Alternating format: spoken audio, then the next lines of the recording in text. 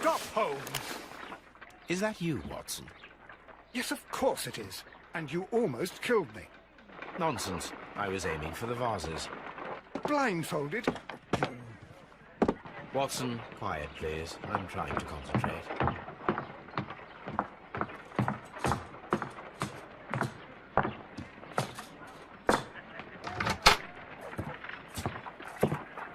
Ah, Lestrade. What is it this time? He can see me. Well, here it is, and it's a good one, Mr. Holmes. A gentleman by the name of Peter Carey, also known as Black Peter, has been murdered.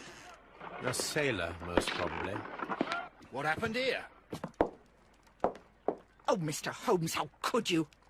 It's the only exercise I've had all week. A grateful client from Limoges sent me a vase collection this morning. I couldn't think of a better use for it. You're out of your mind. I missed 4 out of 10. Given you were blindfolded, that was very good. Can I have a try? Am I the only sane one here? I suppose that Watson is right, Inspector. A little brain work would be preferable now. Do please tell us more about Black Peter. Peter Carey, born in 1845 and 50 years old. An ambitious sort, he achieved much success in seal and whale hunting around Scandinavia. Retired in 1884 with a small fortune.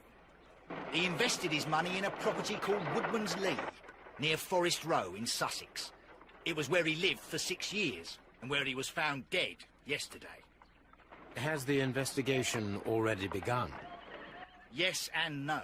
In fact, this crime is so mysterious that I would prefer you to join me down there. Give me half an hour to prepare, Inspector. Take your time and join me there. I have to go through the yard first. The Medi Men struck again. What have they done this time? They robbed a powder reserve. I'll meet you at Woodman's Lee, Mr. Holmes. I should have Mrs. Hudson here. I also have several appointments that I must keep this afternoon. I shall go alone, then.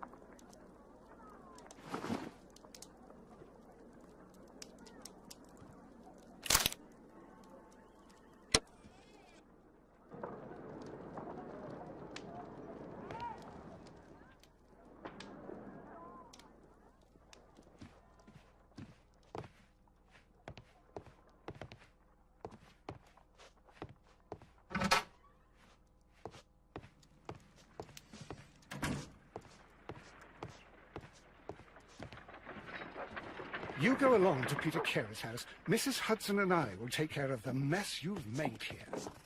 Oh, what a mess! What a terrible mess! A map of London and the surrounding area. It could be useful.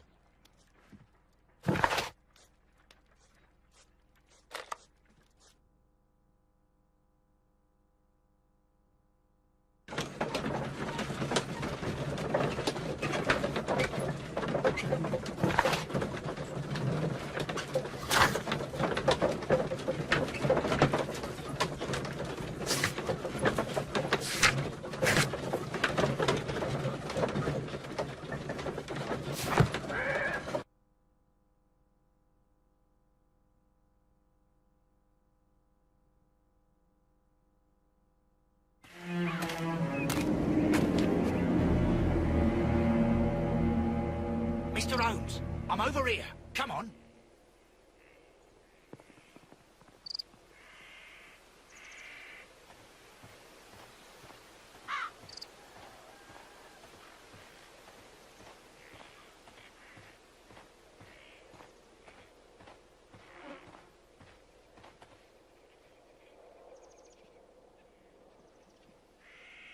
Inspector Lestrade, when will you remove my husband's body?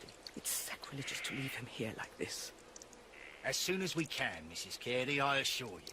Allow me to introduce you to Mr. Sherlock Holmes. He's a detective. No doubt you've heard of him. I'll wait for you in front of the cabin, Mr. Holmes. My condolences, Mrs. Carey. Thank you, Mr. Holmes.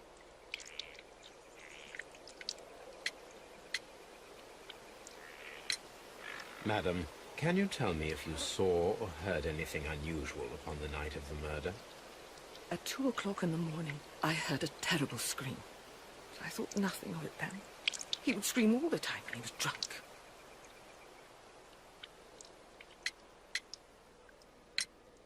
Can you please tell me what occurred on the evening of the murder? Well, Peter got drunk in the evening. He was in such a terrible temper. Usually, whenever that happened, he'd stay all night drinking in his cabin before passing out. Do you remember at what time you found your husband's body?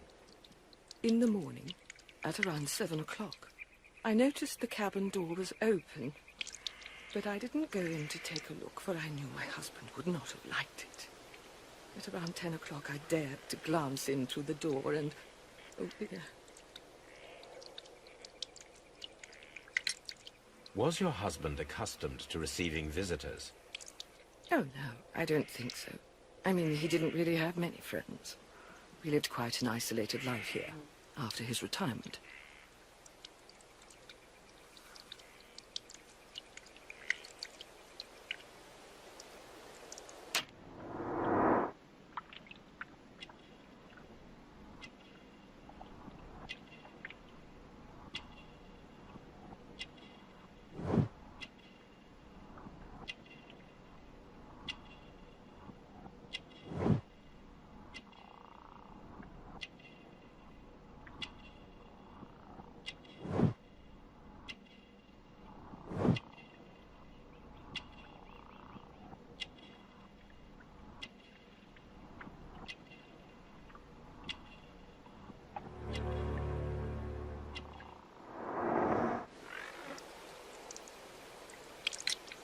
You have indeed suffered a great loss, Mrs. Carey.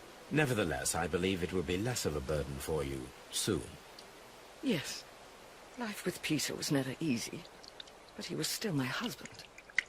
He was different, wasn't he, when you first met him upon your return from Plymouth? Yes, Mr. Holmes. Oh, my goodness, but how do you know about that? You undertook a pilgrimage to the Cathedral of Santiago de Compostela when you were young. That much is evident from the rosary in your hand. The shortest route for the pilgrim from England to Spain is from Plymouth. I believe that you met Peter Carey as a young sailor there, and you married him soon afterwards. That is indeed what happened, Mr. Holmes. How extraordinary. Thank you, madam.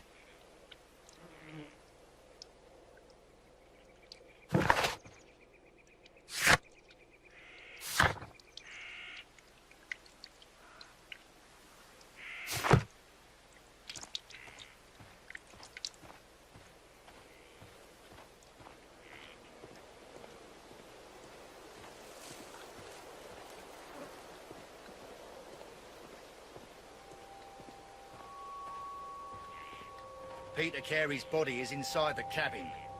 We took care not to touch anything.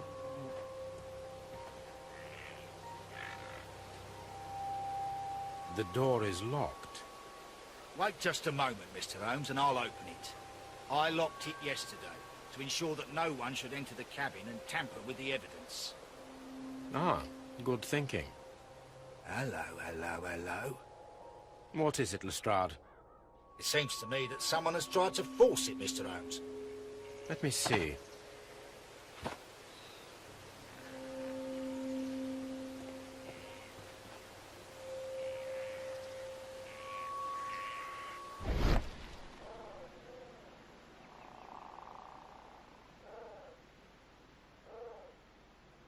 These scratches are fresh.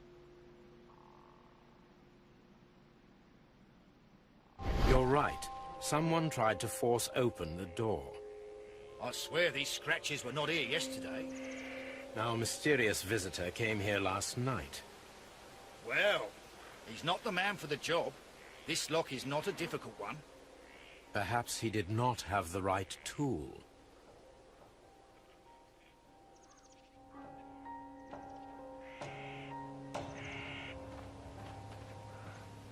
It seems that the garden was well maintained.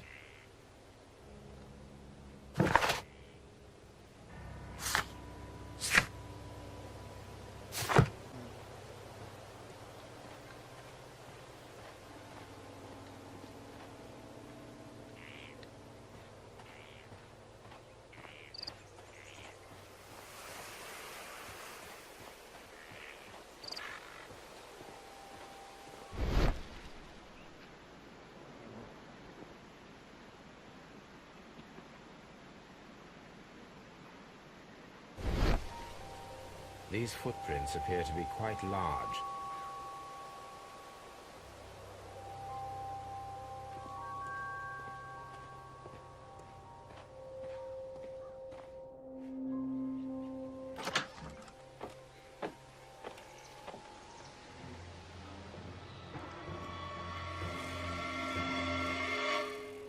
What a terrible way to die.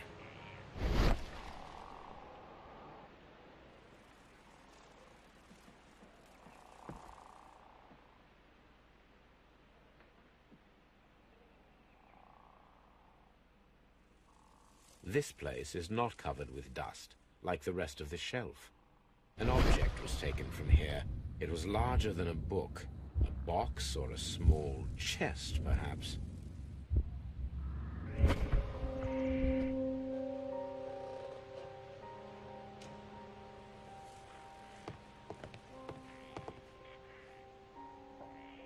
The tooth of a sperm whale, probably from one of Peter Carey's catches.